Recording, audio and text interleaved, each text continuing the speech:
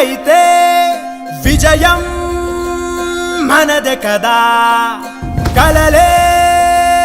కడలి ఒడిలో అలలై ఎగిసే కదా ఈ విడి విడి అడుగులు ఒకటై పరుగులు పెడితే జగమంతా మన వెంటే జయమంటూ సాగదా ప్రతిమది తన గది విడిచి బయటికి రాగా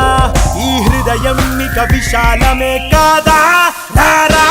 మొదటి అడుగు ఇప్పుడే పడింది సోదరా